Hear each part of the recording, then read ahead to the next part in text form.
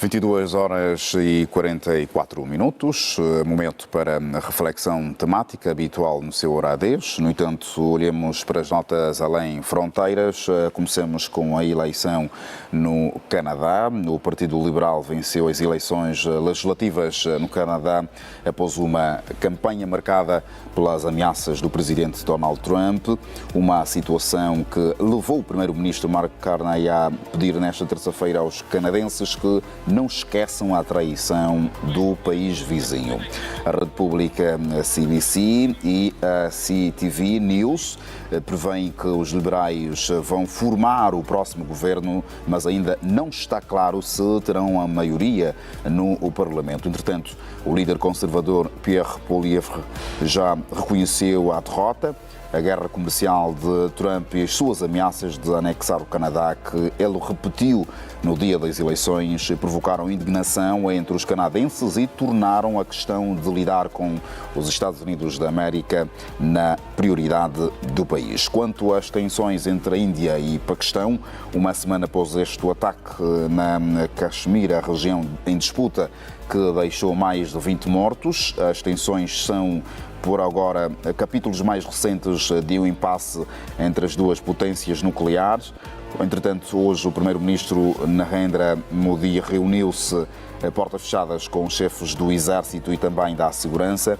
Durante o encontro, Modi deu liberdade operacional ao Exército indiano para responder a um ataque da semana passada. Também nesta terça-feira, o exército da Índia afirmou que havia trocado tiros repetidamente com tropas paquistanesas através da linha de controlo à fronteira da Caxemira, uma zona com postos avançados de alta altitude do Himalaia. Quanto ao Japão e as Filipinas, o primeiro-ministro japonês manteve esta terça-feira um encontro com o presidente das Filipinas, com a intenção de reforçarem os laços económicos e de segurança entre os dois aliados asiáticos mais próximos de Washington. A visita de Ishiba às Filipinas ocorre num momento crucial, com ambos os países preocupados com a segurança regional e também a assertividade da China no mar da China Meridional, enquanto navegam pelas tensões comerciais globais desencadeadas pelas tarifas dos Estados Unidos da América e pelo aumento do atrito entre os Estados Unidos e a China. Os dois líderes também pretendem fortalecer os laços no setor de defesa, com as conversas centradas no Programa Oficial de Assistência à Segurança do Japão, do qual as Filipinas está entre os primeiros beneficiários. Wellington, a partir da Suécia, saudamos, muito boa noite aos dois, bem-vindos ao Hora 10 mais uma vez. Boa noite, Luiz, boa noite, Salvo Agostinho, e a você assistindo a Hora 10, é um prazer estar aqui de volta. Wellington, gostávamos de ouvir também o seu parecer, a par do que falou o Issao. Entende-se que esta guerra comercial com os Estados Unidos da América, de alguma forma, impulsionou o voto, salvo o entendimento contrário, a olhar para o perfil de Mark Carney, que é naturalmente um defensor do multilateralismo. Sem dúvida. O Donald Trump acabou por ser o grande cabo eleitoral do Mark Carney, porque todo o desafio de Trump em relação ao Canadá produziu um sentimento de unidade, e quem incorporou melhor uma política de resistência a esta agressão promovida por Donald Trump foi o candidato vencedor, que mostrou possuir uma grande força através de uma campanha resiliente, neste momento em que o Canadá vive um cenário político-econômico extremamente turbulento, não é? Então, a onda de resistência diante dessas pressões externas, especialmente as investidas do presidente norte-americano Donald Trump, e também essa questão da tensão com a Índia, né?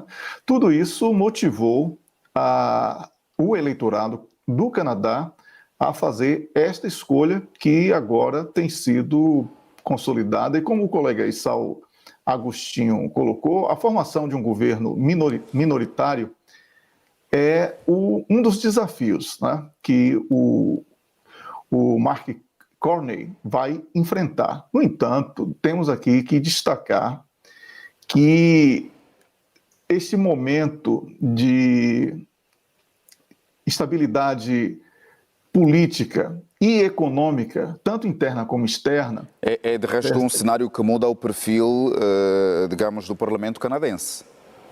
É exatamente isso, era aí que eu ia chegar. Vai exigir uma unidade nacional em todos os sentidos, porque qualquer tipo de ameaça a uma estabilidade política será danosa os propósitos do Canadá, né? Agora, existe aqui também, Luiz, uma situação que poucos estão observando e que, assim, com muita frieza hoje, ao analisar os desafios do Canadá com o novo governo, eu percebo que as hostilidades, né, entre Estados Unidos e Canadá e entre Índia e Canadá pode ser uma porta de entrada, adivinha para quem? Para a China, na América do Norte, o que vai produzir uma situação sui generis, não é, dentro do continente americano, especialmente no norte da América, em que um vizinho de parede, né, para que o nosso público entenda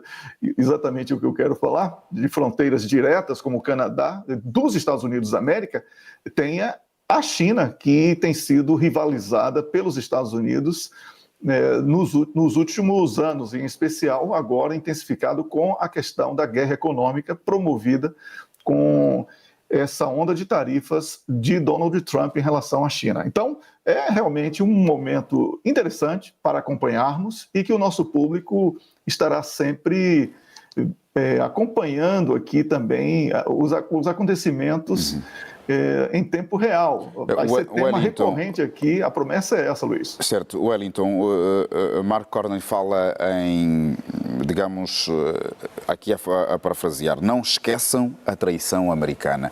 Como é que podemos entender esta explicação do Primeiro-Ministro? Olha, podemos ver isso como uma estratégia de propaganda eleitoral para que a unidade nacional fosse invocada como elemento aglutinador de votos e de maioria, não é? Porque ninguém que nasce em determinado país quer ver o seu país sendo chamado de província do outro e etc. Então, por isso que eu falei que o Donald Trump acabou por alavancar esta campanha eleitoral e o primeiro discurso, obviamente, não poderia estar descolado de toda a estratégia de campanha. Mas eu não acredito muito que isso vá à frente. Eu acredito mais num entendimento em breve, porque ninguém ganha nada com isso. Tanto perde os norte-americanos dos Estados Unidos, como os norte-americanos do Canadá. Então, quando o presidente dos Estados Unidos fez a ameaça de aumentar tarifas sobre produtos do Canadá, como parte da retórica protecionista dos Estados Unidos da América, isso produziu incertezas econômicas e setores-chave, como indústria e agricultura do Canadá, passaram a ser extremamente ameaçados. Por isso, este discurso de Carney, que ele vai, ao mesmo tempo que falar para o seu povo num tom de resistência, ao mesmo tempo ele vai precisar promover uma negociação para mitigar esses impactos negativos no comércio bilateral com os Estados Unidos da América. São muitos os desafios, vamos acompanhar. Wellington, estamos diante de um líder que vai, de certa forma, daqui a mais alguns anos, melhorar o mosaico económico, político do Canadá. Bem, os desafios são muito grandes, né? Tem o problema da habitação, que é um problema já extremamente delicado, e inclusive um dos fatores aí, entre vários, né, que contribuíram para a queda de Trudeau, tem essa questão da habitação, uma crise, não há habitação, é preciso que o investimento seja imediato. Tem desafios sociais na educação e na saúde, e para que ele possa superar todos esses desafios e ainda com uma guerra econômica com o seu vizinho direto, Estados Unidos da América, eu não posso dizer que vai encontrar tempo fácil, não. Por isso que eu falei que aí ou uma unidade nacional, um esforço de todas as alas políticas do Canadá, ou um declínio acelerado que será sentido e qualquer tipo de fragilidade nesse momento poderá ser vista como um fiasco que certamente irá precipitar eleições. Então, pelo perfil de Marcos, já não é um caminho meio andado para que estes desafios tomem já um outro rumo?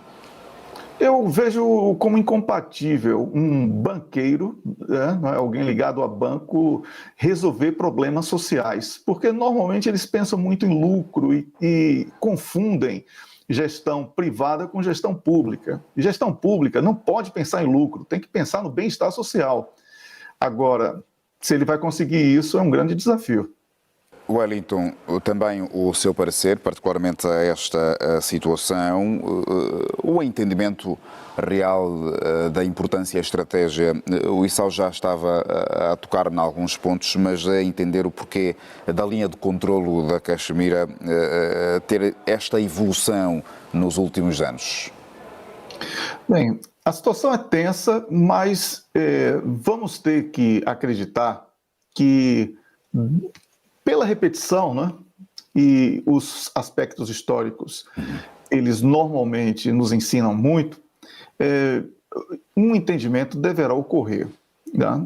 O colega Issao Agostinho foi extremamente detalhista quando mencionou a tensão diplomática, que é uma tensão que fez, inclusive, Nova Delhi responder, né, rebaixando as relações diplomáticas, a suspensão desse acordo das águas, né, que é uma questão vital para a agricultura paquistanesa, e essa mobilização das tropas, com um detalhe que ocorreu há poucas horas, que o presidente Modi, ele deu carta branca às Forças Armadas para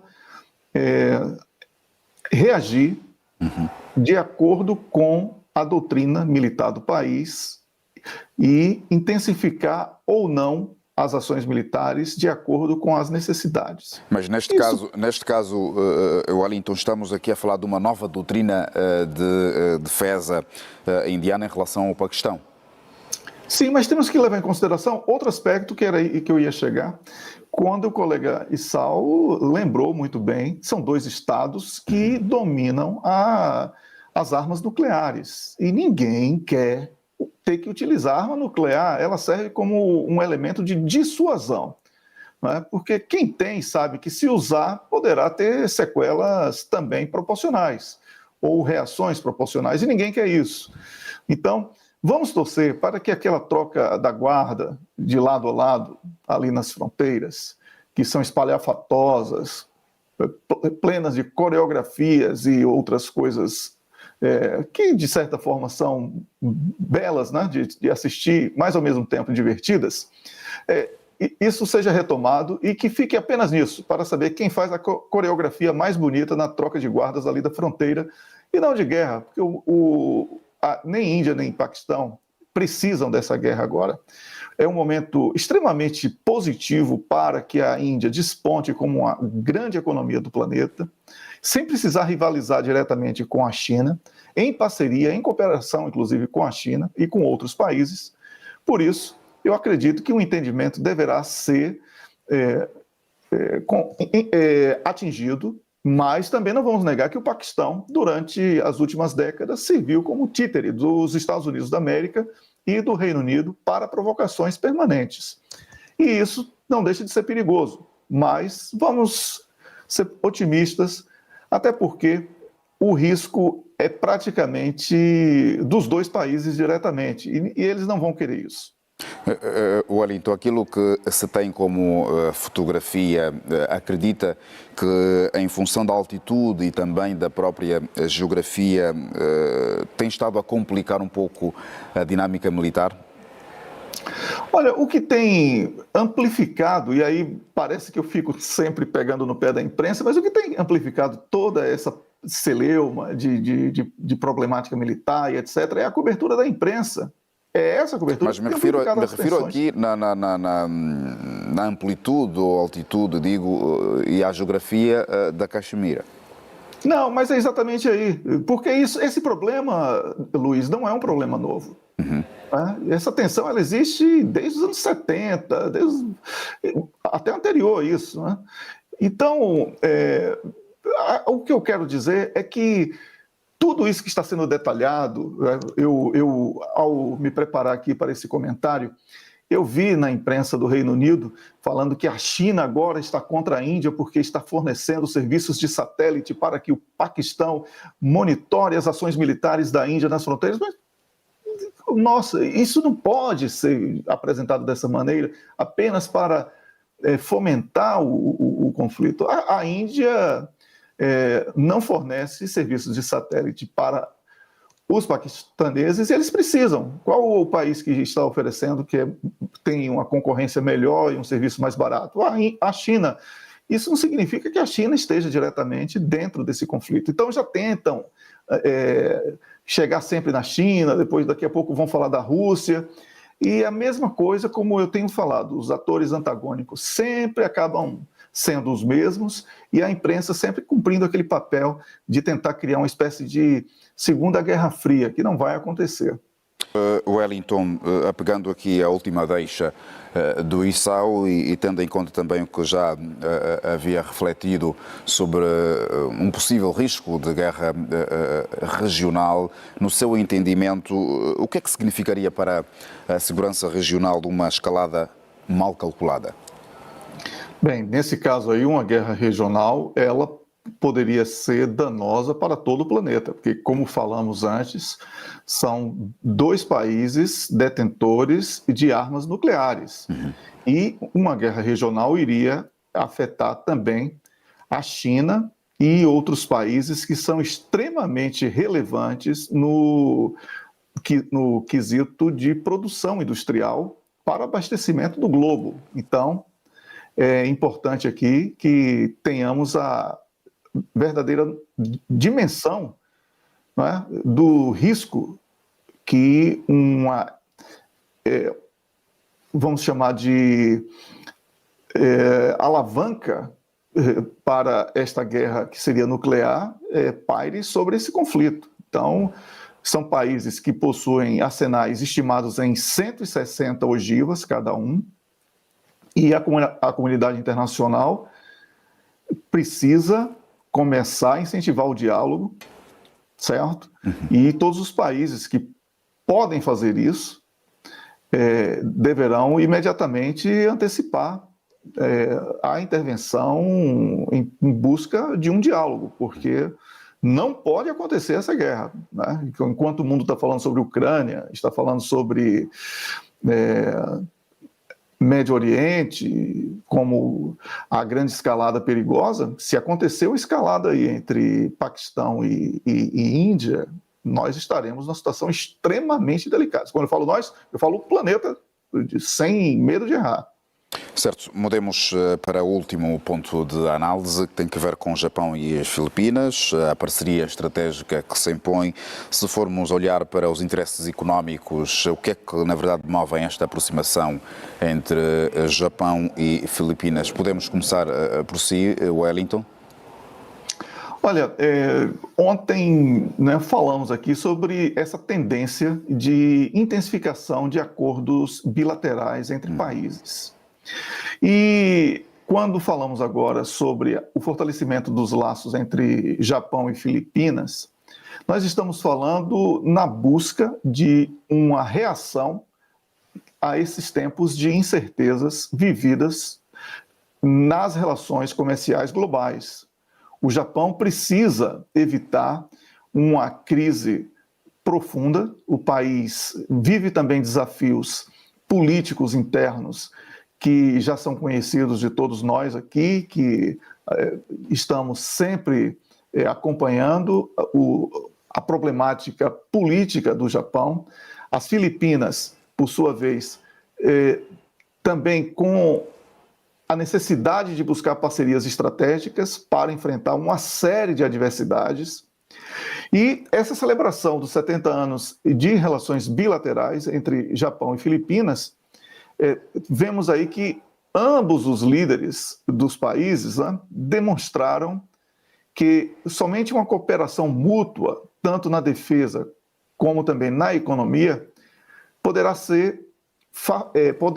fortalecer os vínculos regionais para a promoção de uma estabilidade neste momento de incertezas. E quando eu falo de incertezas, falo por causa das taxas impostas aí praticamente a todo o mundo pelos Estados Unidos da América, um